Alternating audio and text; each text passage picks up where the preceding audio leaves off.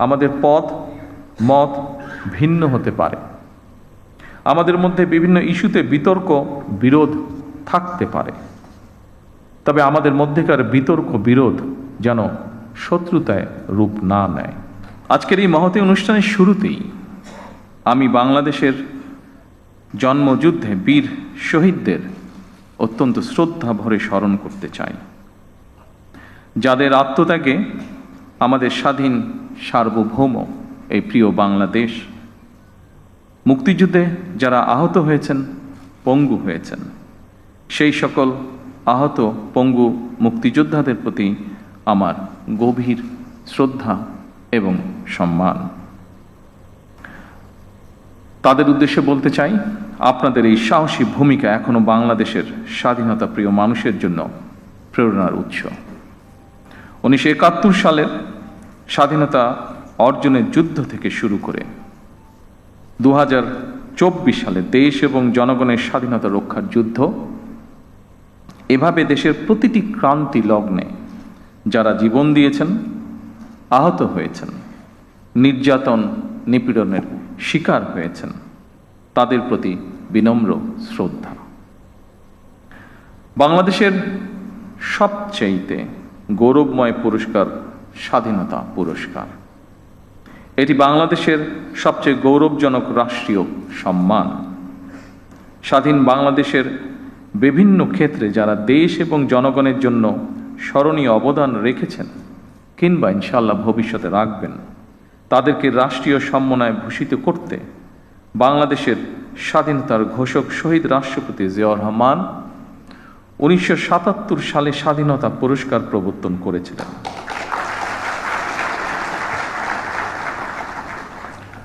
আজকের এই অনুষ্ঠানে আমি বাংলাদেশের স্বাধীনতার ঘোষক শহীদ রাষ্ট্রপতি জিয়াউর রহমান সহ স্বাধীনতা এবং মুক্তিযুদ্ধের ইতিহাসের সকল জাতীয় নেতার ভূমিকা এবং অবদানকে শ্রদ্ধা এবং ভালোবাসার সাথে স্মরণ করছি।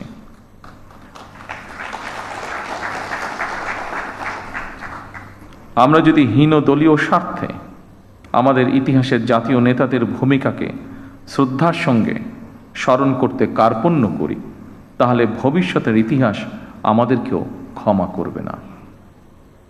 আমি বিশ্বাস করি ঐতিহাসিক সত্য মেনে নিতে দ্বিধাচিত্তে থাকা হীনমন্যতার পরিচয়।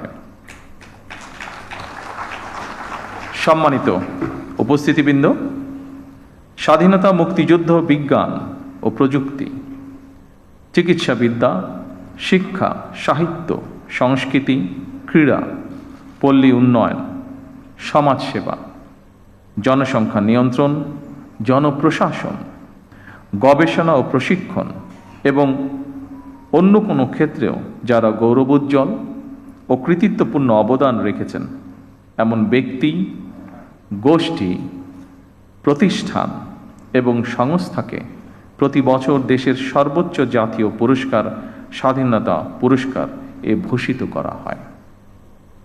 চলতি বছর স্ব ক্ষেত্রে কৃতিত্বপূর্ণ অবদানের জন্য সরকার 15 জন বিশিষ্ট নাগরিক এবং 5টি প্রতিষ্ঠানকে স্বাধীনতা পুরস্কারে ভূষিত করেছে। দেশে গণতন্ত্র প্রতিষ্ঠা এবং নারী শিক্ষাসহ দেশ গঠনে অসামান্য অবদানের জন্য বেগম খালেদা জিয়াও এবছর মরণোত্তর স্বাধীনতা পুরস্কার পেয়েছেন। আরও কয়েকজন বিশিষ্ট নাগরিকের সাথে স্বাধীনতা পদক প্রাপ্ত সকল গুণীজন এবং প্রতিষ্ঠানকে আমি আমার নিজের এবং দেশ ও জনগণের পক্ষ থেকে আন্তরিক অভিনন্দন এবং মোবারকবাদ জানাই। দেশ এবং জনগণের জন্য বিভিন্ন ক্ষেত্রে আপনাদের এই অবিস্মরণীয় অবদান বাংলাদেশকে করবে সমৃদ্ধ। আজ এবং আগামীর বাংলাদেশে প্রজন্মের পর প্রজন্ম ধরে আপনাদের এইসব অবদান প্রেরণার উৎস হবে বলে আমি বিশ্বাস করি। বাংলাদেশের গণ্ডি পেরিয়ে স্ব ক্ষেত্রে আপনাদের অবদান এবং সফল কর্মগুলো অদূর ভবিষ্যতে বিশ্ব দরবারেও সমাদৃত হবে বলে আমরা দেশবাসী বিশ্বাস করি দৃঢ়ভাবে। সম্মানিত সুধীবৃন্দ, অসংখ্য প্রাণের বিনিময়ে আমরা একটি স্বাধীন বাংলাদেশ পেয়েছি। সেই বাংলাদেশটি এখন 55 বছর পার করে ফেলেছে। এত বছরেও আমাদের যেমন অনেক প্রাপ্তি রয়েছে, অপ্রাপ্তিও কিন্তু কম নয়। সুতরাং আমাদের প্রত্যাশিত স্বনির্ভর সমৃদ্ধ বাংলাদেশ গড়তে হলে প্রতিশোধ, প্রতিহিংসা কিংবা অযথা বিতর্ক নয়। শহীদ রাষ্ট্রপতি জিয়াউর রহমান বলতেন, জাতীয় ঐক্য আমাদের শক্তি, বিভাজন আমাদের দুর্বলতা। সেই কথা স্মরণ করেই বলতে চাই, আমাদের পথ মত ভিন্ন হতে পারে, আমাদের মধ্যে বিভিন্ন ইস্যুতে বিতর্ক বিরোধ থাকতে পারে, তবে আমাদের মধ্যেকার বিতর্ক বিরোধ যেন শত্রুতায় রূপ না নেয়।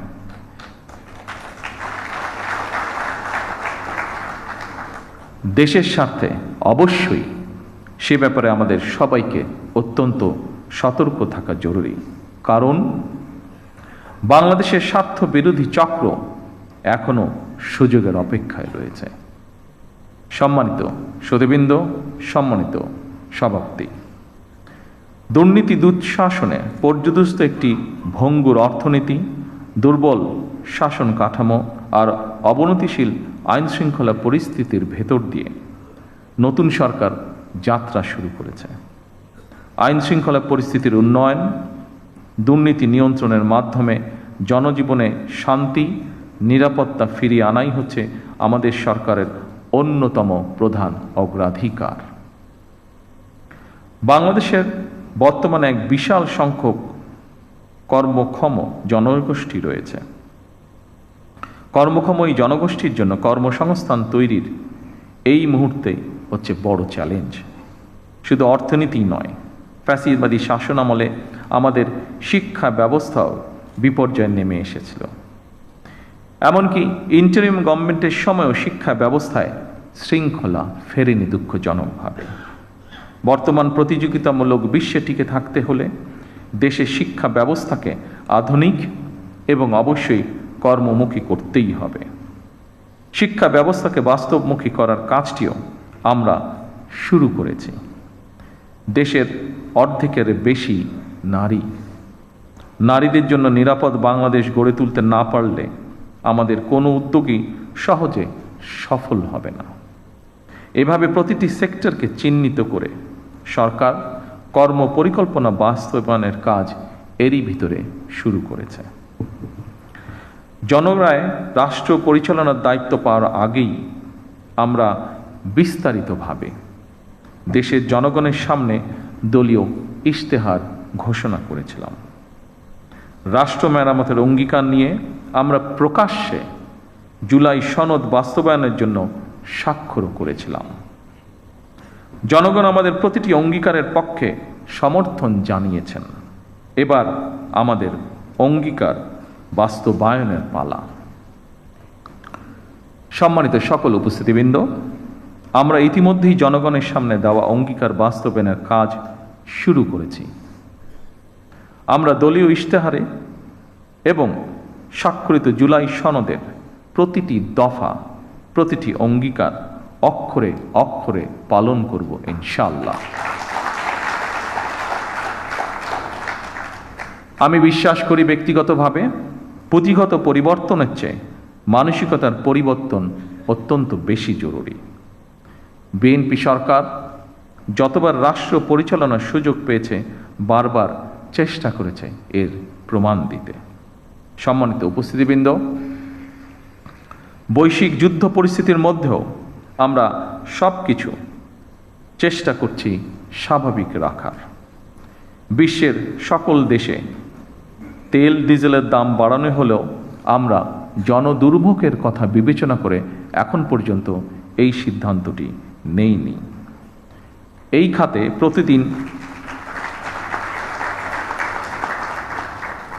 খাতে প্রতিদিন শত শত কোটি টাকা ভর্তুকি দিয়ে হলেও সরকার চেষ্টা করছে আন্তরিকভাবে পরিস্থিতি স্বাভাবিক রাখার। জনগণের সুবিধা নিশ্চিত রাখতে সরকার সম্ভব সকল প্রকার প্রচেষ্টা অব্যাহত রেখেছে। কারণ বর্তমান সরকার জনগণের দ্বারা নির্বাচিত একটি সরকার। বর্তমান সরকার জনগণের কাছে দায়বদ্ধ সরকার। সম্মানিত উপস্থিতিবৃন্দ, প্রিয় সাংবাদিক ভাইরা, আমি আশ্বস্ত করতে চাই জনগণের বিচলিত হওয়ার কোনো কারণ নেই। তবে আমরা যদি সকলেই রাষ্ট্রীয় আচার অনুষ্ঠানে বাহুল্যের বর্জন, এমনকি পারিবারিক পর্যায়েও যদি অমিতব্যয়িতা পরিহার করি, তার জন্য আমি দেশের সকল মানুষকে অনুরোধ জানাচ্ছি। সম্মানিত সুধীবৃন্দ, আজ যারা স্বাধীনতা পদকে ভূষিত হলেন, আপনারা প্রত্যেকে জাতির গৌরব। আপনাদের মতন সফল মানুষরা আগামী প্রজন্মের সামনে দৃষ্টান্ত হয়ে উঠুন। এই প্রত্যাশায় আপনাদেরকে আমি আরও একবার ধন্যবাদ জানাতে চাই।